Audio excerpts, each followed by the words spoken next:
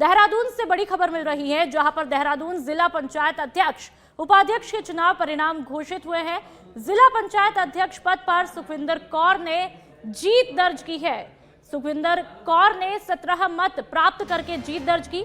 जिला पंचायत उपाध्यक्ष पद पर अभिषेक सिंह विजयी हुए और 18 वोटों से जीत हासिल की है। इस वक्त की बड़ी खबर उत्तराखंड से, जहां पर जिला पंचायत उपाध्यक्ष को लेकर के 18 मत प्राप्त कर जीत हासिल की है। अभिषेक सिंह जो है वो विजयी हुए। देहरादून जिला पंचायत अध्यक्ष उपाध्यक्ष के चुनाव परिणाम घोषित हुए हैं और जैसे ही चुनाव परिणाम सामने आते हैं वहां पर खुशी की लहर दौड़ पड़ती है।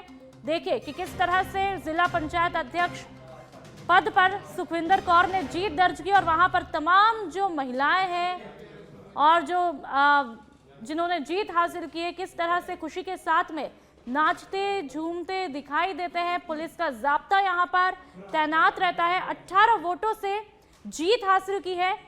कई लोग वहां पर विक्ट्री साइन जो है वो दिखाते हुए दिखाई देते हैं।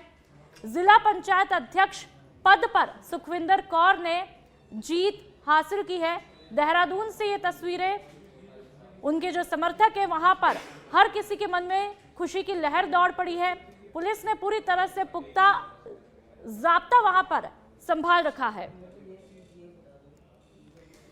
और अब पौड़ी से बड़ी खबर, जहां पर जिला पंचायत अध्यक्ष की सीट एक बार फिर से बीजेपी की झोली में गिरी है। बीजेपी से अधिकृत प्रत्याशी रचना बुटोला ने इस चुनाव में जीत हासिल की, तो वहीं उपाध्यक्ष पद पर बीजेपी प्रत्याशी महेंद्र राणा को हार का सामना भी करना पड़ा। निर्दलीय प्रत्याशी आरती नेगी ने महेंद्र राणा को हराकर जीत हासिल की। दोनों ही प्रत्याशियों के समर्थकों ने जीत का जश्न मनाते हुए एक दूसरे को बधाइयां दी। और देखिए जीत के बाद की तस्वीरें, गुलाल के साथ में जो है जीत का जश्न मनाते हुए यहां पर जो है निर्दलीय प्रत्याशी आरती के समर्थकों ने जीत का जश्न मनाया। जिला पंचायत अध्यक्ष पद पर बीजेपी ने बाजी मारी है। उपाध्यक्ष और माननीय अध्यक्ष का जो परिणाम है वो घोषित हो चुका है और इसमें अध्यक्ष पद के लिए श्रीमती रचना बुटोला जी को 33 मत मिले थे और जो सेकंड कैंडिडेट थे उनको 5 मत मिले थे। इसलिए और इसी तरह से जो हमारे उपाध्यक्ष पद में भी 4 कैंडिडेट्स थे, तो जो फाइनल 2 थे वो हमारे जो फर्स्ट हमारे कैंडिडेट थी श्रीमती आरती, उनको 18 मत मिले थे और श्री महेंद्र राणा जो सेकंड नंबर पर रहे उनको 14 मत मिले थे। तो इस तरीके से श्रीमती आरती को निर्वाचन प्रमाण पत्र प्रदान किया। त्रिस्तरीय पंचायत चुनाव हो रहा था, तो मैंने आप लोगों के बीच इस बात को पहले भी कहा था कि भारतीय जनता पार्टी जिला पंचायत पौड़ी का चुनाव एक तरफा जीतने जा रही है। हमारे 15 अधिकृत प्रत्याशी चुनाव जीत कर आए थे और 3 हमारे समर्थित चुनाव जीत कर आए थे। उसके बाद जो धामी जी की सरकार है उसका जो विकास कार्य है उससे प्रभावित होकर निर्दलीय जिला पंचायत के सदस्यों ने भी हमें समर्थन दिया है और आज एक तरफा भारतीय जनता पार्टी ने पौड़ी जिला पंचायत में जीत दर्ज की है। मैं सभी जिला पंचायत के सदस्यों को इस जीत पर बधाई देना चाहता हूं और जो हमारी प्रत्याशी रचना बुटोला आज जिला पंचायत अध्यक्ष पद पर चुनाव जीती हैं, मैं उनका भी बहुत बहुत बधाई देना चाहता हूं। सबसे पहले सभी सम्मानित सदस्यों का धन्यवाद करना चाहूँगी जिन्होंने मुझे विजयी दिलाई और मैं चैधार क्षेत्र की समस्त सम्मानित जनता का आभार प्रकट करना चाहूँगी कि उन्होंने मुझे प्रत्यक्ष रूप से विजयी दिलाई। सबसे पहले मैं उनका हार्दिक धन्यवाद दूँगी। हाँ जी, गांव में तो कई समस्याएं, मूलभूत समस्याएं अभी है, तो मेरी प्राथमिकता रहेगी कि जो भी वहाँ से समस्याएं मेरे पास आएगी, मेरी पहली प्राथमिकता रहेगी कि जो मूलभूत समस्याएं उनको पूरा करना मेरी पहली प्राथमिकता होगी। जी, कहीं मेरे साथ सम्मानित सदस्यों का भरपूर सहयोग रहा, मेरे मातृशक्ति का सहयोग रहा। कई महिलाएं चुन के सदन में आई हैं, कहीं ना कहीं उनको भी श्रेय जाता है कि उन्होंने एक बहन को आगे बढ़ाया। मैं उनका बहुत बहुत धन्यवाद करती हूँ। उत्तराखंड में भारी बारिश के खतरे के चलते जिला प्रशासन ने केदारनाथ धाम की यात्रा पर रोक लगा दी है। बावजूद इसके आज बड़ी संख्या में श्रद्धालु केदारनाथ धाम जाने के लिए सोनप्रयाग पहुंचे, लेकिन पुलिस ने उन्हें आगे बढ़ने से रोका, जिससे पुलिस प्रशासन और यात्रियों के बीच नोक झोंक देखने को मिली। यात्रियों ने बैरियर तोड़ने का प्रयास किया, जिसके बाद पुलिस ने लाठीचार्ज किया और इस घटना के बाद सियासत भी गरमाई हुई है। कांग्रेस प्रदेश प्रवक्ता सुजाता पॉल ने इस मामले पर कड़ी प्रतिक्रिया व्यक्त करते हुए कहा कि मुख्यमंत्री को स्पष्ट करना चाहिए कि जो यात्री यहाँ पर आते हैं वे हमारे मेहमान हैं। सोनप्रयाग में यात्रियों पर लाठीचार्ज कैसे किया गया? लाठीचार्ज का मतलब है कि उन्हें चोटें पहुंचाई, जो कि बिल्कुल अस्वीकार्य है।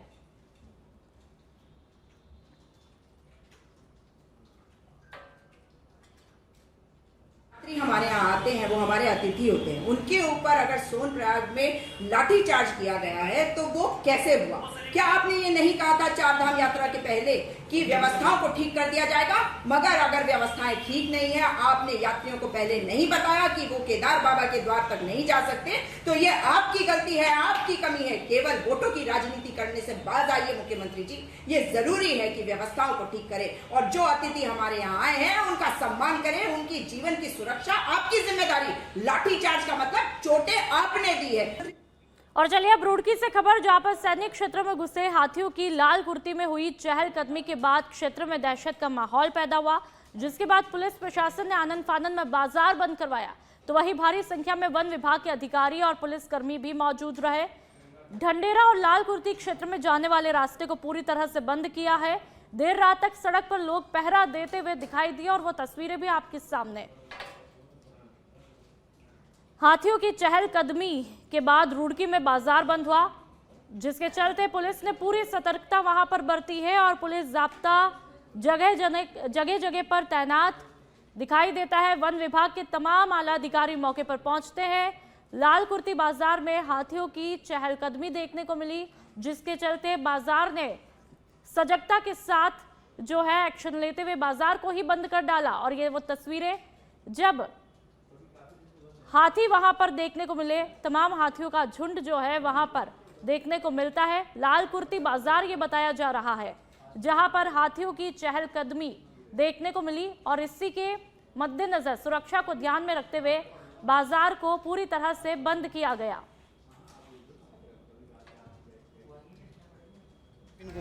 विपिन भाई, क्या देखा, क्या है मामला, कब से चल रहा है मामला? हमें से बताया जा रहा है आर्मी कैंट में हाथी आ गया था और उन्हें भगाने की प्रयास चल रही है, जिसमें कि सारी टीमें कैंट बोर्ड के हमारे सीओ साहब भी हैं और हमारी वन विभाग की टीम भी है, यहाँ एसपी साहब भी हैं, कोतवाल साहब भी हैं, हमारे कैंट बोर्ड की भी टीम है, पब्लिक भी है और पब्लिक का सहयोग भी है। बाकी तो मैं यहाँ से पूर्ण पार्षद भी हूँ। हाँ जी, डर तो है ही माने हाथी का, लेकिन डर तो है ही किसी प्रशासन। हम माने चाह रहे हैं कि किसी तरह किसी को भी कोई दिक्कत ना हो और उसमें हम चाहते हैं कि पब्लिक की हम सुरक्षा करें, सारे हम भी लगे हुए प्रशासन। और चलिए बात देहरादून की, जहां पर धराली आपदा के बाद उत्तराखंड सरकार ने नदी की तलहटों पर बसावट का परीक्षण करने का निर्णय लिया है। आम जनता के हित और उनकी सुरक्षा को लेकर सरकार अब ज्यादा गंभीर दिखाई देती है। प्रदेश के कैबिनेट मंत्री सुबोध उनियाल ने कहा कि मुख्यमंत्री पुष्कर सिंह धामी ने निर्देश दे दिए कि नदी की तलहटों पर जितनी भी बसावट है उनका परीक्षण करवाया जाए। तो वहीं धराली में जो हुआ वो बहुत बड़ी घटना है। तो धराली में बहुत बड़ी घटना, ये कह देते हैं वहां पर जो है मंत्री साहब, और आम जन की सुरक्षा को लेकर के सरकार पूरी तरह से अलर्ट मोड पर है। सुबोध उनियाल ने कहा ये बहुत बड़ी घटना है और उसको लेकर के अब सरकार पूरी तरह से एक्टिव है, अलर्ट मोड पर है और क्या कुछ कारण रहे उसका परीक्षण भी किया जाएगा। पहले भी आपने कहा था कि जो तलहट नदी की तलहटियों पे जो बसावटें हैं उनका एक बार बहुत ज़रूरी है कि परीक्षण करना, क्योंकि जिस तरह धराली में हुआ जो इतना बड़ी घटना हुई और ये दुर्घटना क्योंकि पूर्व में नदी का मार्ग भी वही था और उसमें धीरे धीरे बसावटें हुई और पानी अपना रास्ता खुद ही ले लेता है, तो इसलिए दो तीन चीज़ पर बहुत आवश्यकता है जोर देने की। एक तो जो बेयरिंग कैपेसिटी है ज़मीन की कि वो बेयरिंग कैपेसिटी कितना है, और दूसरा बेयरिंग कैपेसिटी के साथ साथ ये वहाँ पर जो पानी की धाराएं हैं उन पूर्व में क्या थी और वर्तमान में अगर वहाँ पर बसावटें हैं तो उनकी सुरक्षा का इंतजाम। और चलिए अब पौड़ी से खबर मिल रही है जहां पर पर्यटन मंत्री सतपाल महाराज ने चौबटा खाल में आपदा प्रभावित क्षेत्रों का दौरा किया। उन्होंने पीड़ित ग्रामीणों से मुलाकात की और उनका हालचाल जाना। सतपाल महाराज ने बताया कि भारी बारिश से सड़कें, बिजली और पानी की आपूर्ति को भारी क्षति पहुंची है। इस संबंध में जिलाधिकारी और संबंधित विभागों को त्वरित मरम्मत कार्य शुरू करने के निर्देश दिए। रामेश्वरी देवी के परिजनों से मुलाकात कर संवेदना जाहिर की।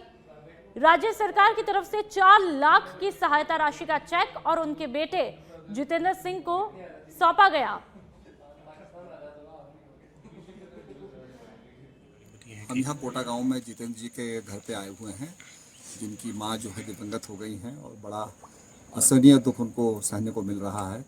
हम सब लोग शोक संतप्त हैं और भगवान से प्रार्थना करते हैं कि दिवंगत आत्मा को शांति मिले। इस दुख की घड़ी में उनके साथ हम लोग खड़े हुए हैं। ये प्रकृति की आपदा जो है किसी के वश में नहीं होती है। हमने निर्देश दिए हैं कि सड़कों को ठीक रखा जाए, पाइपलाइन की कनेक्टिविटी हो, बिजली के तारों को फिर से कनेक्ट किया जाए, सुरक्षित रखा जाए, जो तिरछे पोल हो गए उनको सीधा किया जाए और राहत सामग्री तत्काल बंटे। और मैं समझता हूँ यहाँ भी जो है जो राहत। खबर देहरादून से, जहां पर उत्तराखंड साइबर कमांडो टीम ने बड़ी कार्रवाई को अंजाम दिया है। एसटीएफ साइबर क्राइम टीम ने करोड़ों के अंतर्राष्ट्रीय पार्सल फ्रॉड के जाल को उजागर किया। क्राइम टीम ने दिल्ली से एक नाइजीरियन साइबर ठग को भी पकड़ा है। अंतर्राष्ट्रीय फर्जी पार्सल और सरकारी अधिकारी बनकर करोड़ों की ठगी करने वाले अंतर्राष्ट्रीय गिरोह का मास्टरमाइंड नाइजीरियन आरोपी को दिल्ली से गिरफ्तार किया गया। नाइजीरियन आरोपी से लैपटॉप, कई मोबाइल फोन और पासपोर्ट भी बरामद किए हैं। तो एसटीएफ साइबर कमांडो टीम ने बड़ी कार्रवाई को अंजाम दिया। ये साइबर धोखाधड़ी के एक प्रकरण में एक अरेस्टिंग हुई है। इसमें नाइजीरिया मूल का एक व्यक्ति है, इसकी अरेस्टिंग हुई है और इसने अपने को ये एम्स्टर्डम स्थित एक फार्मा कंपनी का सीनियर एग्जीक्यूटिव बताया और एक महिला की प्रोफाइल क्रिएट करके यहाँ पर एक जो विक्टिम है उससे मित्रता करी और उसको फिर विदेश से गिफ्ट भेजने के नाम पर जब गिफ्ट भेजा गया उसके बाद बताया गया कि ये फ्लोटा लॉजिस्टिक्स के माध्यम से custom scanning, gold licensing, currency conversion, GST, बीमा क्लियरेंस, अन्य शुल्क लगा कर इसे लगभग 24,88,000 रुपये ले लिए विक्टिम से। और जब ये ले लिए तो उसके बाद में फिर एक फर्जी पुलिस अधिकारी के द्वारा इनको कांटेक्ट किया गया, वो भी इसके द्वारा ही करा गया और इनको बताया गया कि आप साइबर फ्रॉड केस में फंस सकते हैं और अगेन इनसे 4,10,000 रुपये ले लिए। तो टोटल फ्रॉड ये 28,98,000 का था। और इसमें ये जो अरेस्ट हुआ है हमारा, ये कोलिनस युगा चुकनू वामुका, ये नाइजीरियन नेशनल है, ये इसमें इसकी अरेस्टिंग हुई है और इसकी कस्टडी से 15 मोबाइल फ़ोन और कुछ सिम कार्ड, पैन कार्ड और पासपोर्ट्स, लैपटॉप। ये उत्तराखंड में पंचायत चुनाव के नतीजे आने के बाद अब जिला पंचायत अध्यक्ष को लेकर वोटिंग चल रही है। तो वहीं नैनीताल में वोटिंग के दौरान काफी बवाल भी देखने को मिला, जहां पर कांग्रेस ने आरोप लगाया कि बीजेपी नेताओं ने पुलिस के साथ में मिलकर 4 पंचायत सदस्यों का अपहरण किया है। और इसी को लेकर बीजेपी प्रदेश मीडिया प्रभारी मानवीर चौहान ने इसे कांग्रेस की सोची समझी साजिश करार दिया और कहा कि ये लोकतंत्र का घोर अपमान है। ये देखिए तो बदमाशी है, क्योंकि वीडियो सच बोलते, वीडियो झूठ नहीं बोलते। और जज साहब ने जो डीएम को और एसएसपी को लताड़ लगाई है और उनसे कहा है कि वो चारों मेंबर्स को वापस लाइए, वोट कराइए और वोट की गिनती भी अब कोर्ट के किसी अपॉइंटेड व्यक्ति के देखरेख में होगी, तो ये सत्य है जो कोर्ट ने कहा है। ऐसे एफआईआर तो लिखते रहते हैं। दौराट में क्या हुआ, 2 महिला हमारी जो कैंडिडेट वो थी, मेंबर्स थी, उनके हस्बैंड्स को। कांग्रेस पार्टी केवल दबाव की राजनीति कर रही है और जनता को भ्रमित करने की कोशिश कर रही है। जिस तरह के मामले को बता रहे हैं बहुत ही गलत है। हालांकि मामला बहुत गंभीर है और हमारी भारतीय जनता पार्टी की जो वहाँ जिला पंचायत की सदस्य है दीपा धर्मवाल जी, उनके साथ 4 सदस्यों को छीनने की कांग्रेस के पार्टी के नेताओं के द्वारा कोशिश की गई है, जो कि बहुत गंभीर मामला है। और हमारी जिला पंचायत सदस्य दीपा धर्मवाल जी के द्वारा प्राथमिकी दर्ज कराई गई है, उसकी जांच होनी चाहिए। निश्चित रूप से इस तरह की कृत्य करने वालों के खिलाफ। रीड विकासखंड के गदरपुर में ब्लॉक प्रमुख, ज्येष्ठ प्रमुख और कनिष्ठ प्रमुख पद पर 40 क्षेत्र पंचायत सदस्यों ने अपने मताधिकार का इस्तेमाल करते हुए वोट डाले। आपको बता दें कि विकासखंड गदरपुर की प्रमुख पद की सीट उधम सिंह नगर में हॉट सीट मानी जा रही है और इस मौके पर भारी पुलिस बल सुरक्षा व्यवस्था बनाने के लिए गदरपुर में जगह जगह पर तैनात रहा। इस मौके पर जिला अधिकारी नितिन सिंह भदौरिया ने कहा कि 40 वोट पड़ने थे, 40 बीडीसी सदस्यों ने वोट डाल दिया है। चुनावी प्रक्रिया पूरी तरह शांतिपूर्ण और निष्पक्ष रूप से संपन्न हुई।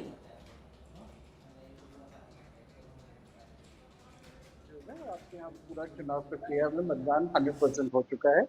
यहाँ पे 40 वोट पड़ने थे, 40 वोट पड़ चुके हैं। मतदान पेटी सील होकर रख दी गई है। मतगणना की कार्रवाई 3 बजे स्टार्ट कर दी जाएगी। Thank you. यहाँ पे परिणाम यही होता है।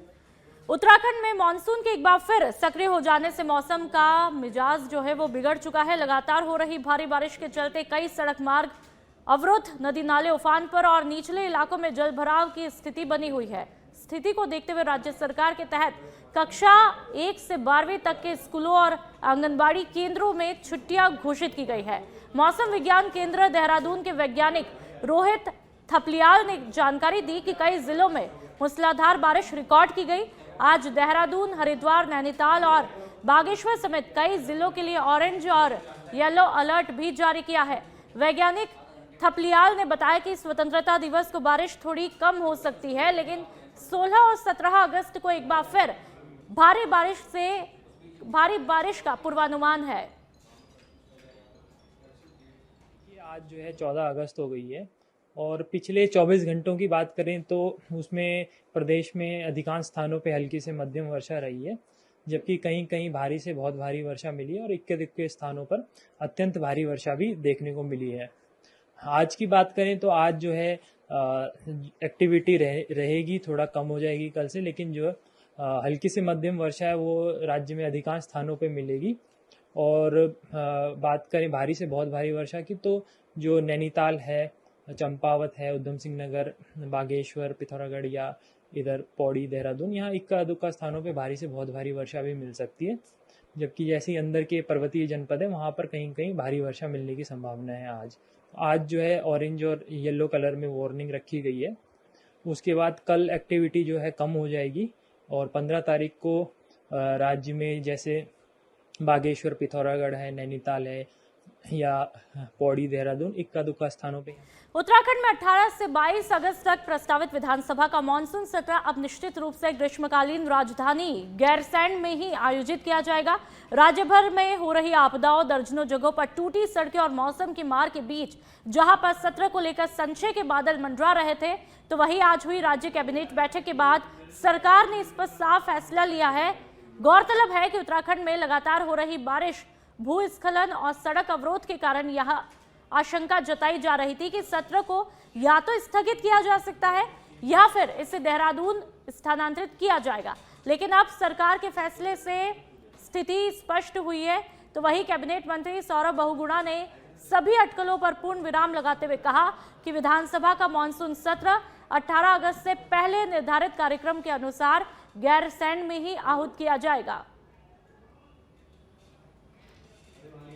सत्र भरारी सैन में घोषित है और मुझे उम्मीद है कि हमारा जो सत्र है वो भरारी सैन में ही होगा। धराली में जिस तरीके से जो आपदा आई है वहाँ पर कितना, और जिस तरीके से जो कितना नुकसान जो है वो हुआ है? देखिए, नुकसान आपको मालूम है 5 तारीख को जो आपदा आई थी उससे बहुत